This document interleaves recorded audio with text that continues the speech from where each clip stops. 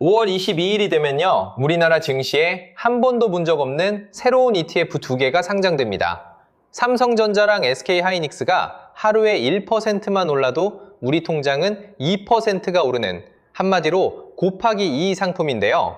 이게 정말 마냥 좋기만 한 건지, 작년에 미국에서 비슷한 상품에 1조 5천억 원을 넣었던 우리나라 분들 절반 가까이가 반토막 났다는 사실 혹시 알고 계셨나요? 뉴스에서는 자꾸 2배 ETF 나온다, 5월 22일이다 하고 떠드는데요. 정작 이 상품이 정확히 어떤 구조로 작동하는지, 왜 작년에 우리나라 투자자분들이 그렇게 큰 손실을 봤는지, 그리고 같은 삼전 하이닉스에 베팅하는 다른 방법들과는 뭐가 다른지를 처음부터 끝까지 풀어주는 곳이 거의 없거든요. 그래서 이번 영상에서는 두 부분으로 나눠서 자세히 알려드릴게요. 앞부분에서는 새로 나오는 단일 종목 2배 레버리지 ETF가 도대체 뭔지, 어떻게 굴러가는지, 어떤 위험이 숨어 있는지 끝까지 뜯어드리고요. 뒷부분에서는 같은 종목에 투자하는 본주, 우선주, 반도체 섹터 ETF, 그리고 새로 나오는 2배 레버리지, 이렇게 4가지 방법의 장단점을 비교해 드릴 겁니다.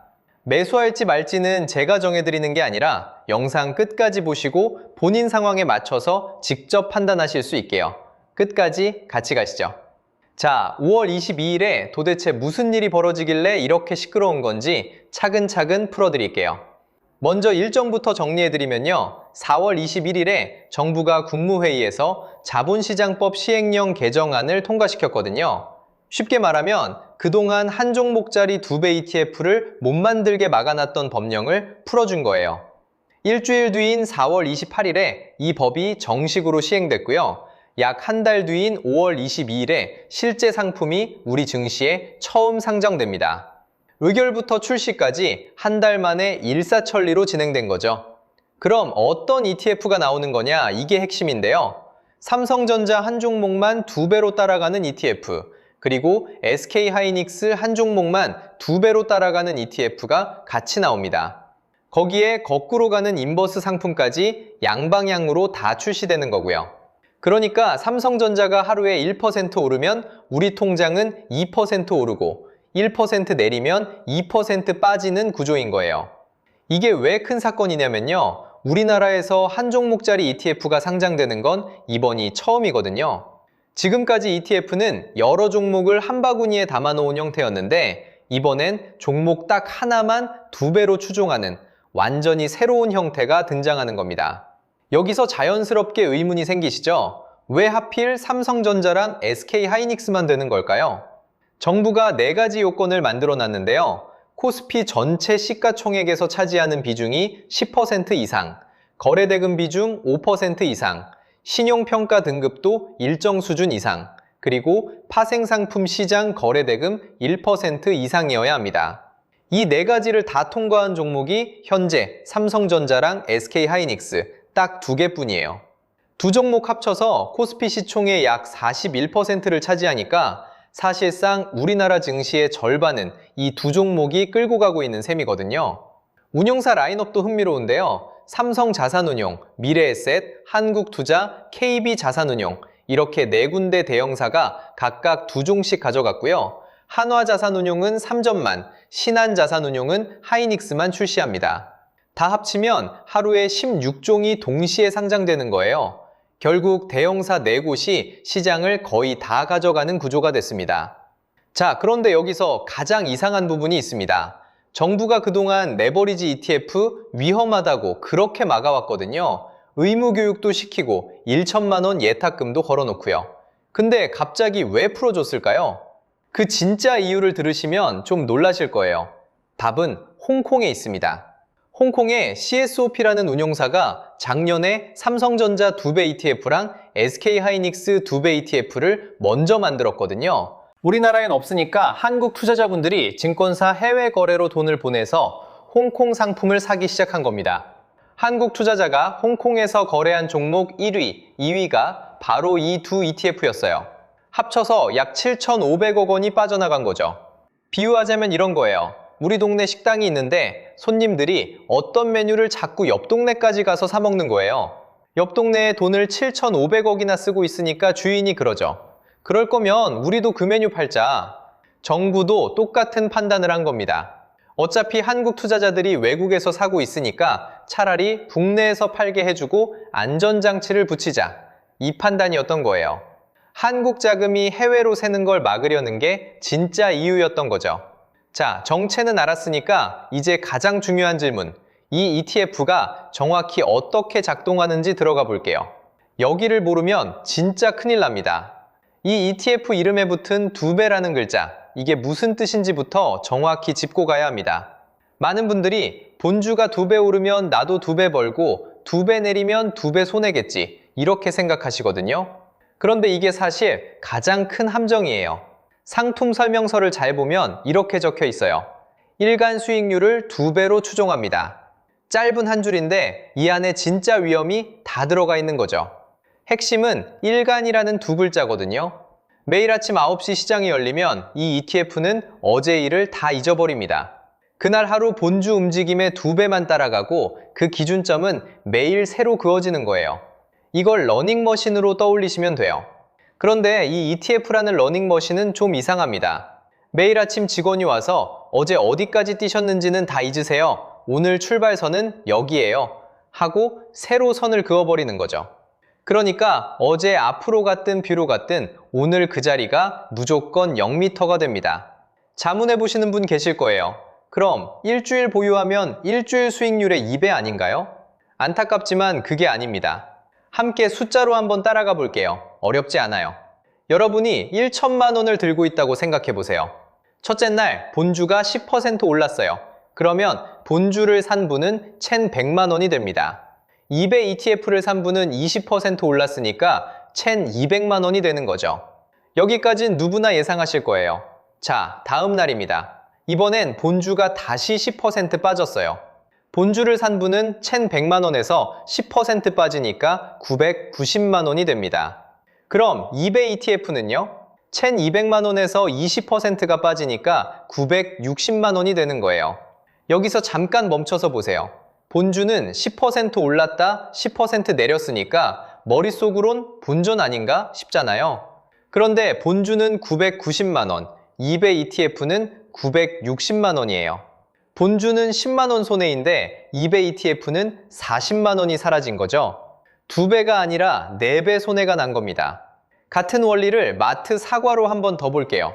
1,000원짜리 사과가 10% 올라서 1,100원이 됐어요. 다음 날 다시 10% 빠졌습니다. 1,000원으로 돌아갈까요? 아니에요. 990원이 됩니다. 1,100원의 10%는 110원이니까요. 계산해보면 1.1 곱하기 0.9는 0.99거든요. 2번 움직였을 뿐인데 1%가 슬며시 사라진 거죠. 엘리베이터로 생각해도 똑같아요. 한층 올라갔다 내려오면 위치는 그대로지만 엘리베이터는 2번 움직였잖아요. 2배 ETF는 그렇게 움직일 때마다 원금이 야금야금 깎이는 구조예요. 그래서 진짜 무서운 결과가 나옵니다. 본주가 한 달 동안 5% 올랐다 4% 빠지고 3% 올랐다 3% 빠지고 이렇게 등락만 반복했다고 가정해 볼게요. 한 달 끝나고 나면 본주는 0.7% 정도 살짝 올라 있어요. 거의 제자리죠. 그런데 같은 기간 2배 ETF는 어떻게 됐을까요? 무려 1.4% 마이너스예요. 본주는 플러스인데 ETF는 마이너스. 분명히 2배라는 이름을 달고 있는데 결과는 2배가 아니라 정반대 방향이 나온 겁니다. 이게 바로 음의 복리, 어려운 말로 변동성 끌림이라고 부르는 현상이에요. 변동성이 클수록, 그러니까 오르락 내리락이 심할수록 ETF 원금이 더 빨리 녹습니다. 이름은 2배 추종이지만 보유기간이 길어지면 길어질수록 본주랑 따로 노는 거죠. 여기서 한 가지 결론이 자연스럽게 나옵니다. 이 상품은 횡보장이 무덤이에요. 주가가 위아래로 출렁이면서 옆으로만 가면 본주를 들고 있는 분은 본전인데 2배 ETF를 들고 있는 분은 계속 손해를 보게 되거든요. 반대로 이 상품이 빛나는 순간은 딱 하나입니다. 한 방향으로만 쭉 며칠이고 일주일이고 강하게 가는 추세장. 그때만 2배 효과가 제대로 나오는 거죠. 그래서 전문가들이 단일 종목 2배 레버리지를 두고 단기 트레이딩 도구라고 부르는 거예요. 한 달, 1년 묻어두는 상품이 절대 아니라는 뜻입니다. 그럼 이게 실제로 얼마나 큰 손실로 이어졌는지 작년에 우리나라 투자자분들이 직접 겪으신 진짜 사례를 보여드릴게요. 이거 들으시면 진짜 등에 식은땀 좀 나실 겁니다. 미국의 TSLL이라는 ETF가 하나 있는데요. 풀었으면 테슬라 일간 2배 추종 ETF입니다. 오늘 우리가 이야기하고 있는 5월 22일 상장 삼전 하이닉스 2배 ETF랑 구조가 거의 똑같은 상품이거든요. 단일 종목 하나만 2배로 따라가는 형태예요. 그런데 이 상품에 우리나라 분들이 얼마를 넣었는지 아세요? 약 15억 달러, 우리 돈으로 1조 5천억 원입니다. 더 놀라운 건 이 ETF 전체 보유자 중에서 한국인 비중이 약 43%라는 거예요. 미국 사람도 아니고 유럽 사람도 아니고 한국 사람이 이 미국 ETF 최대 보유국이 된 겁니다. 여기까지만 들으시면 와, 한국 분들 안목 좋네 이렇게 생각하실 수도 있는데요. 결과를 보시면 이야기가 완전히 달라집니다. 이 TSLL이 출시된 이후로 수익률이 마이너스 44%거든요.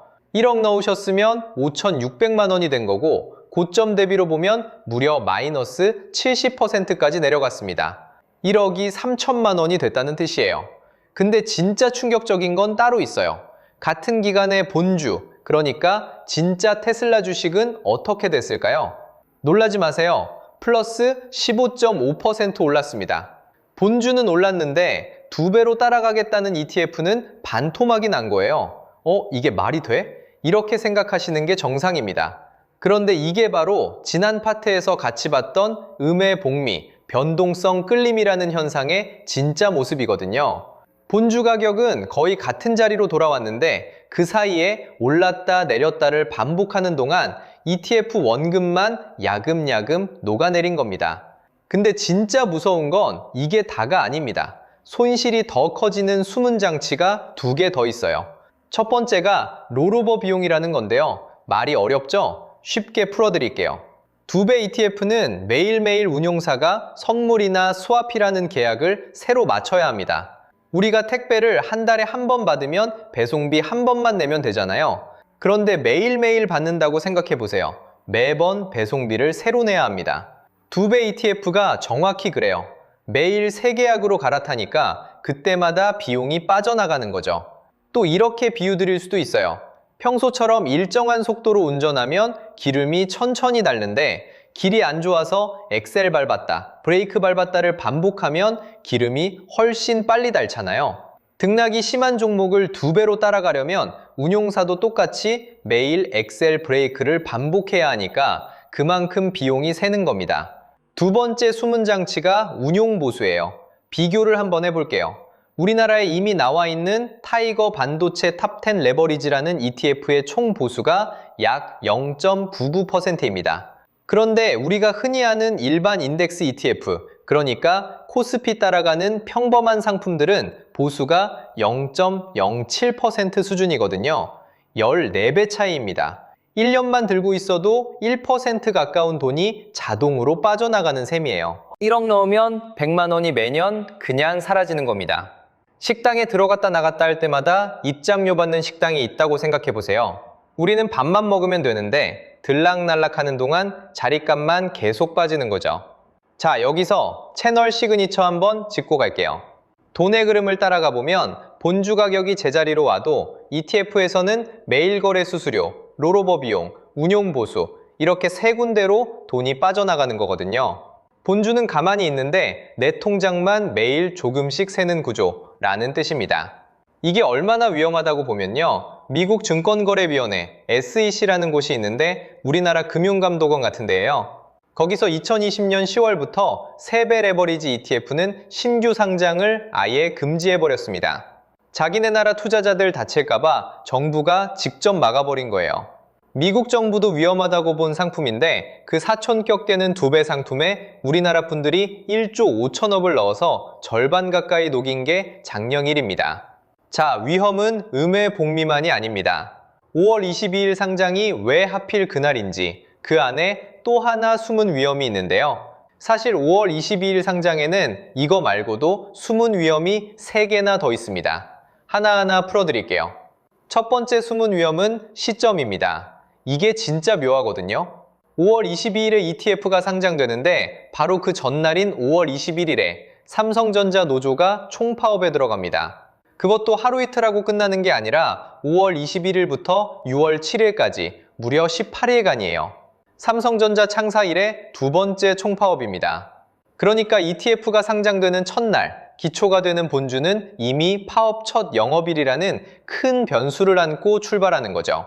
여기서 파업 그거 한 번 하고 마는 거 아니야? 하실 수 있는데요. 그렇지 않습니다. 가장 가까운 사례가 2024년 7월 25일 첫 총파업이었거든요. 그때 무슨 일이 벌어졌냐면 하필 그 시기가 엔비디아의 HBM이라는 인공지능용 메모리를 납품하느냐 마느냐의 골든타임이었어요. 삼성전자가 그 골든타임을 놓치는 사이에 SK하이닉스가 엔비디아 HBM 시장을 사실상 독점해버렸고요. 그 결과 두 회사 사이에는 약 2년 격차가 벌어졌습니다. 한 번의 파업이 산업 지도를 바꿔버린 셈이에요. 그런데 이번이 그때보다 더 위험한 이유가 있습니다. 2024년에는 파업이 있어도 단일 종목 도배 ETF라는 상품 자체가 없었어요. 그냥 본주가 흔들리는 걸로 끝났죠. 그런데 이번에는 파업 둘째 날에 곱하기 2배짜리 상품이 새로 상장되거든요. 본주가 1% 흔들리면 ETF는 2% 흔들립니다. 변동성의 진폭이 그대로 2배가 되는 거예요. 자, 두 번째 숨은 유형 갈게요. 이건 좀 어려운 개념인데 천천히 풀어드릴게요. 미밸런싱 피드백 루프라는 건데 말이 어렵지 구조는 단순합니다. ETF 운용사는 매일 본주가 움직인 만큼 자기 포지션을 다시 맞춰야 해요. 본주가 떨어지면 떨어진 만큼 비중을 줄이려고 추가로 팔아야 합니다. 문제는 이 매도 주문 자체가 본주 가격을 한 번 더 끌어내린다는 거예요. 그러면 본주가 또 떨어지고 운용사는 또 비중을 맞추려고 더 팔고 본주는 또 떨어지고 ETF는 또 떨어지고 이게 한 번 굴러가기 시작하면 멈추기 힘든 악순환이 됩니다. 쉽게 말하면 미끄러운 비탈길에서 사람이 미끄러지니까 균형 잡으려고 한 발을 또 내딛는데 그 한 발이 더 깊은 빙판이라 더 미끄러지는 상황이에요. 평소에는 잘 안 보이지만 큰 충격이 한 번 오면 일반 본주보다 훨씬 빠르게 무너질 수 있는 구조입니다. 세 번째 숨은 위험은 패턴이에요.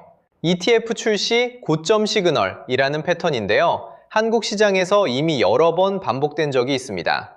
가장 대표적인 게 2차전지 레버리지 ETF예요. 코덱스 2차전지 산업 레버리지가 2025년 한 해 수익률이 마이너스 46.95%였습니다. 같은 시기 타이거 2차전지 탑10 레버리지는 마이너스 44.74%였고요. 이건 2025년 기준 한국에 있는 모든 ETF 중에서 최악의 성적입니다. 2차전지가 미래산업이라고 한창 들끓을 때 이 ETF들이 출시되는데 출시되고 나서 보니까 그게 거의 정점이었던 거예요. 메타버스 ETF도 그랬고요. 전기차 ETF도 마찬가지였습니다. 사람들이 가장 흥분해서 이거 사야 한다고 할 때 상품이 만들어지고 그 상품이 만들어진 시점이 결국 고점이었던 패턴이 한국에서 반복돼 왔어요. 자, 그럼 정부는 이 위험을 모르고 풀어준 걸까요? 아닙니다. 정부도 위험하다는 걸 너무 잘 알고 있어서 이번에는 안전장치를 4가지나 만들어 놨거든요. 이 4가지를 보시면 정부가 이 상품을 어떻게 보고 있는지가 그대로 드러납니다. 첫 번째 안전장치는 이름이에요. 이번 상품들은 이름에 ETF라는 표현을 자유롭게 쓸 수 없습니다. 대신 단일 종목 레버리지라는 표현을 의무적으로 표기하게 했어요. 일반 ETF랑 헷갈리지 말라는 뜻이에요. 이름부터가 경고입니다. 두 번째 안전장치는 기본 예탁금 1,000만 원입니다. 계좌에 1,000만 원이 안 들어있으면 아예 매수 자체가 안 돼요. 위험 감내 능력이 부족한 분들이 호기심에 한두 주 사보는 걸 원천 차단한 거죠. 세 번째 안전장치는 의무 사전 교육입니다. 기존 레버리지 상품 사실 때 들어야 하는 1시간 교육에 더해서 심화 교육 1시간이 추가됐어요. 그래서 총 2시간을 금융투자교육원 온라인으로 이수해야 매수 버튼을 누를 수 있습니다. 네 번째 안전장치는 좀 묘한데요. 정부가 같은 종목에 대해 플러스 2배 레버리지랑 마이너스 2배 인버스를 동시에 출시하게 했습니다. 양방향으로 다 돈을 잃을 수 있다는 걸 정부가 인정한 셈이에요. 이 네 가지를 한 줄로 정리하면 이렇습니다. 정부가 이건 정말 위험한 상품이니까 함부로 들어오지 마세요 라고 4번이나 표시해 둔 거예요. 권위 있는 기관 평가도 같은 결을 보여주는데요. 자본시장연구원은 보고서에서 레버리지 인버스 ETF는 출시 직후 단기 자금이 한꺼번에 쏠리고 그 쏠림이 변동성을 키우고 결국 일반 투자자가 손실을 보는 패턴이 반복돼 왔다고 정리해 놨습니다. 한국증권사 CEO 10명한테 물었더니 그중 9명이 이 상품이 2026년 최대 리스크라고 지목했고요. 쉽게 말하면 유원지에 새 놀이기구가 생겨서 첫날 줄 서는 것과 비슷한데요. 그 놀이기구가 안전점검도 다 끝나기 전에 문을 여는 셈이에요. 정부도 그래서 입구에 1,000만 원 표차를 걸어놓고 2시간짜리 안전교육 영상을 의무로 보게 만들고 이름 앞에 단일 종목 레버리지라고 큰 글씨로 적어둔 겁니다. 안 위험하면 굳이 이렇게까지 안 해도 되거든요. 자, 여기까지가 5월 22일 새로 나오는 2배 레버리지 ETF 정체와 위험이었고요. 그럼 이제 같은 삼성전자, SK하이닉스에 투자하는 다른 방법들과 비교해서 어떤 분에게 무엇이 어울리는지 객관적으로 정리해 드릴게요. 결정은 영상 끝나고 본인이 직접 하시면 됩니다. 쉽게 비유를 하나 드리면요. 같은 디자인의 옷을 살 때도 방법이 여러 가지죠. 동네 가게에서 정가에 사느냐, 백화점에서 사느냐, 아울렛에서 사느냐, 아니면 사채로 빌린 돈으로 사느냐 차이거든요. 입는 디자인은 똑같은데 가격, 분위기, 위험도가 전두 다른 거죠. 삼전 하이닉스에 투자하는 방법도 정확히 그렇습니다. 4가지를 하나씩 보여드릴게요. 첫 번째는 가장 기본인 본주, 그러니까 삼성전자와 SK하이닉스 보통주를 그냥 사는 방법입니다. 운용보수가 0%예요. 회사가 나한테 따로 떼어가는 수수료가 없죠.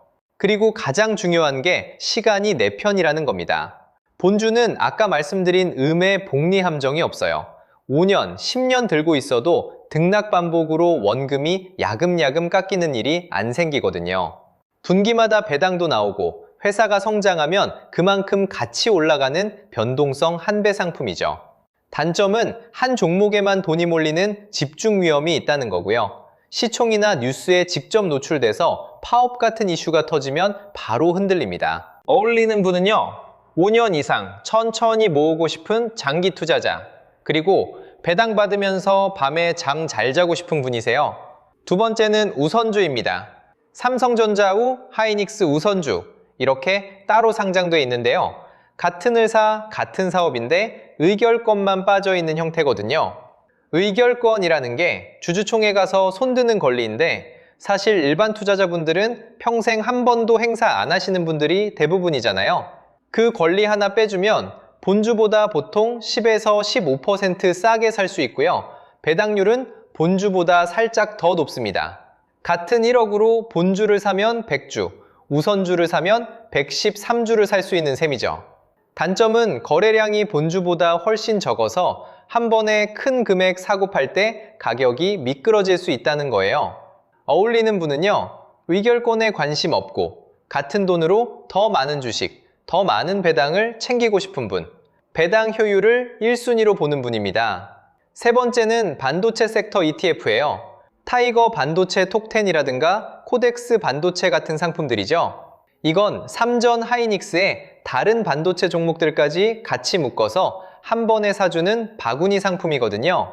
운용보수는 0.1%에서 0.45% 사이로 본주보다는 비싸지만 2배 ETF보다는 훨씬 저렴하고요. 장점은 분산이에요. 삼성전자가 잠깐 흔들려도 다른 반도체 회사가 받쳐주는 구조죠.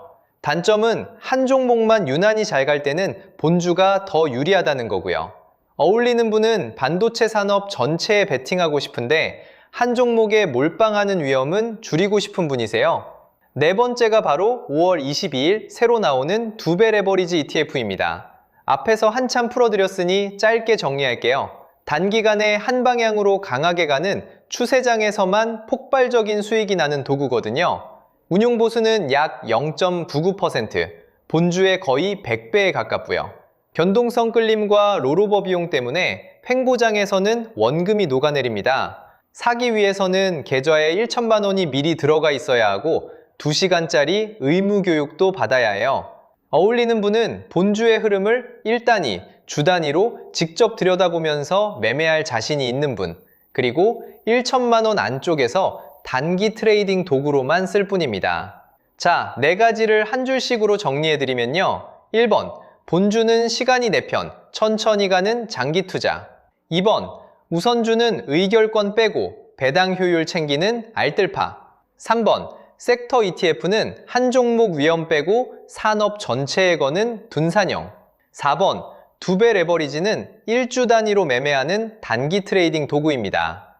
투자 기간으로 보면 위로 갈수록 길고 아래로 갈수록 짧아지고요.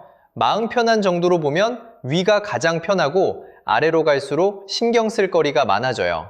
1번에서 4번으로 내려갈수록 수익률이 커질 가능성도 있지만 그만큼 원금이 녹아내릴 가능성도 같은 폭으로 커진다고 보시면 됩니다. 공짜 점심은 어디에도 없거든요. 본인은 1번부터 4번까지 중에 어디에 가까우신가요? 한번 가만히 생각해 보세요. 잠은 푹 자고 싶고 5년, 10년 천천히 가고 싶다 하시면 1번이나 2번 쪽이실 거고요. 반도체 산업 전체가 가는 흐름에 맞춰가고 싶다 하시면 3번이실 거고, 매일매일 시세 보면서 단기로 돌릴 자신 있다 하시면 4번 쪽에 가까우시겠죠? 정답은 없어요. 본인 성향과 본인 자금 사정에 맞는 게 정답이거든요. 이 영상에서는 정보만 드리고 어떤 게 본인 상황에 맞는지는 직접 판단하시는 거예요. 단 하나만 꼭 기억해 주세요. 빚을 내서, 그러니까 신용대출이나 마이너스 통장 끌어다가 4번을 사는 건 모든 전문가가 말리고 있다는 점이요. 1천만 원 예탁금 주제도 결국은 빚으로 들어오시지 말라는 정부의 신호거든요.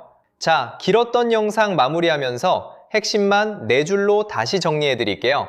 첫째, 5월 22일에 상장되는 ETF는 삼성전자와 SK하이닉스 한 종목씩만 플러스 마이너스 2배로 따라가는 단일 종목 레버리지 상품이고요. 한국 증시 사상 처음 나오는 형태입니다. 둘째, 핵심 함정은 일간 추종이에요. 매일 출발선이 새로 그어지는 구조 때문에 횡보장에서는 원금이 야금야금 녹습니다. 작년에 한국 투자자분들이 1조 5천억 원을 녹였던 미국 TSLL과 똑같은 구조거든요. 셋째, 5월 21일 파업, 운용사 16종 동시 출시, 1천만 원 예탁금, 2시간 의무 교육. 이 4가지는 정부도 이 상품이 위험하다고 본 신호입니다. 넷째, 같은 삼전 하이닉스에 투자하는 방법은 본주, 우선주, 반도체 섹터 ETF, 2배 레버리지 이렇게 4가지가 있고요. 본인 상황에 맞는 걸 직접 고르시면 됩니다. 투자에서 가장 중요한 건요. 어떤 상품을 사느냐가 아니라 그 상품이 어떻게 굴러가는지를 본인이 정확히 아는 거거든요. 영상 끝까지 들어주신 분들은 이미 90%는 다 아셨다고 보면 됩니다. 결정은 본인이 하시는 거고 어떤 결정을 하시든 응원할게요. 도움이 되셨다면 좋아요, 구독 부탁드리고요. 끝까지 들어주셔서 감사합니다.